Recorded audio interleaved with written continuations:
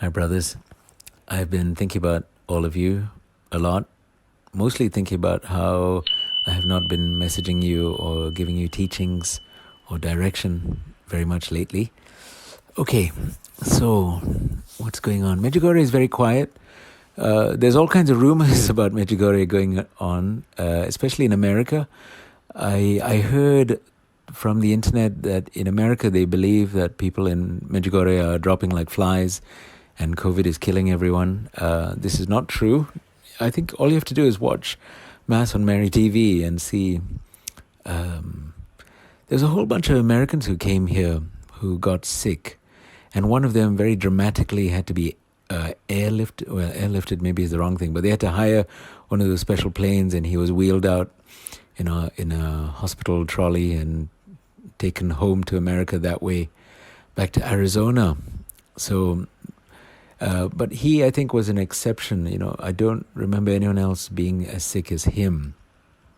And he was, I'm sorry to say it, but, the kind of person who would be most susceptible to COVID, male, more than 60 years old, and not slim and trim.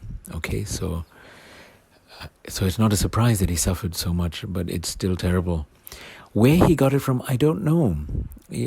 This morning, someone was saying to me the Americans brought it with them. But, it's like when they arrived here, suddenly they were all, most of them were quarantined and disappeared. And it's just very strange, very mysterious.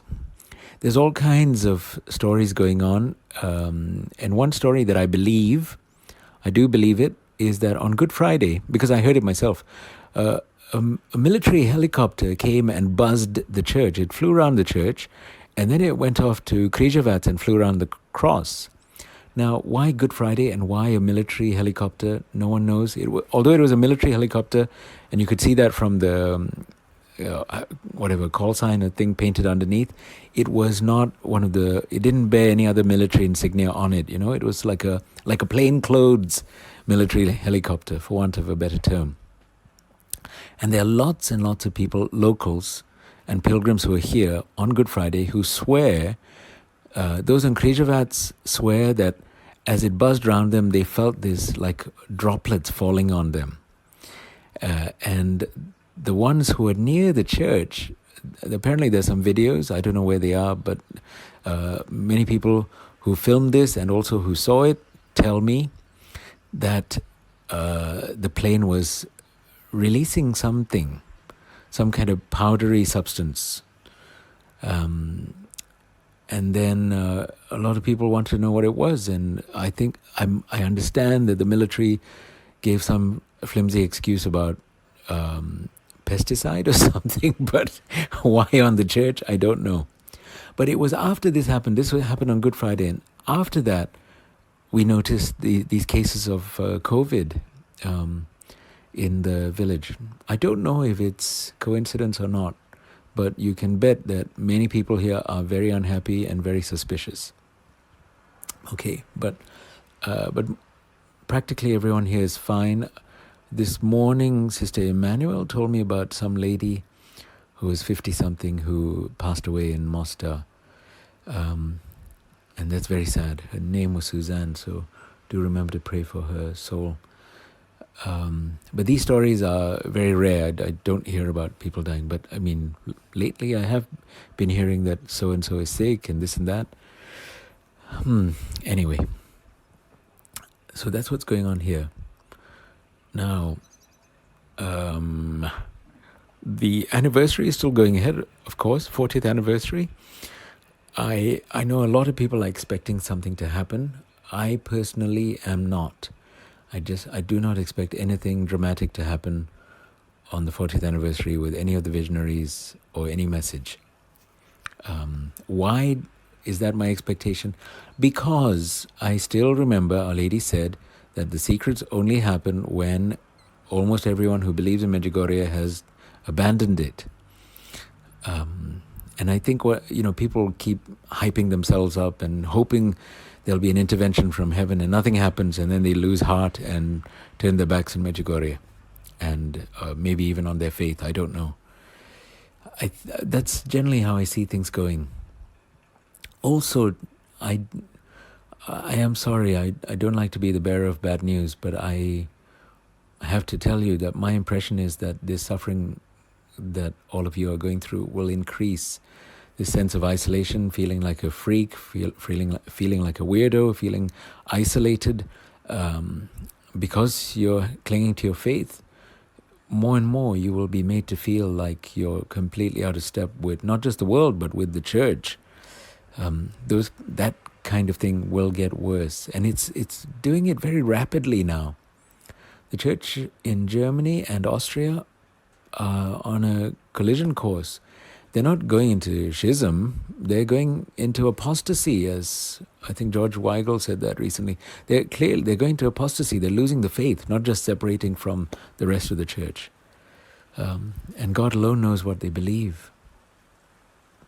So it's very important, brothers, to keep the faith, and to nourish that faith through reading the Bible and fasting and praying the rosary daily.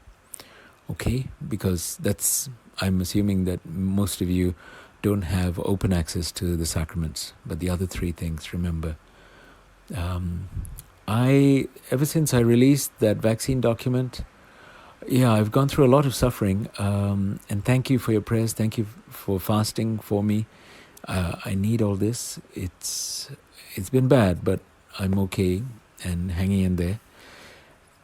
I've had the document translated into Croatian, and the Croats here so far are quite open to it, and I'm waiting to see what's going on. It might even be published in one of the local church things, so a lot of local Croatians might read it. It's also being translated into Spanish and Italian. So I kind of dread all this, because the more readership I get, the more likely I am to stir up a hornet's nest or a viper. I don't know which. I get the impression in prayer that we are now living in a particular time of the book of Revelation, and it's a very specific part that came to me in prayer. Do you remember Revelation chapter 12, the woman clothed with the sun, etc.? The huge red dragon, Satan, comes and he spews out all this water to try and drown the woman. And then the earth cracks open and swallows the water. I think we're at that phase. We're living through that. Satan is spewing out his vomit, his lies, and blinding people's hearts in an attempt to get at Our Lady and her children. But that's my impression that I get in prayer. So please, deepen your faith, hang on to your faith. Do not be discouraged by anything. Depression, discouragement, these are among Satan's favorite weapons. He gets a lot of mileage out of them. Okay? Do not let him succeed. As I said, read the Bible every day, pray the rosary. And what's the third thing? Fast. Fast. Today's Wednesday. Okay, so fast. These three of the 5 stones. Okay, if you can get to communion, of course, receive communion. If you can get to confession, also use confession. Now, stories about things turning to gold in Medugorje. I heard a story recently from a certain man, and he told me that he and his wife apparently were committing some sort of sexual sin. I don't know what it was. I'm not curious. I didn't want to know, actually. But they gave it up, whatever it was. And then their wedding rings, which were sort of silvery colored, I don't know whether they were platinum or white gold or whatever, but their wedding bands turned golden after that. So I thought, okay, that's a first. I haven't heard about wedding bands turning. I suppose mostly because most people have gold wedding bands, so that's why it hasn't turned golden. But I thought this was beautiful, that they both surrendered their lives to Jesus, and their wedding bands turned as a sign. So that's quite beautiful. Anyway, God bless you all. Look after yourselves. I'm not talking about Corona or COVID or anything.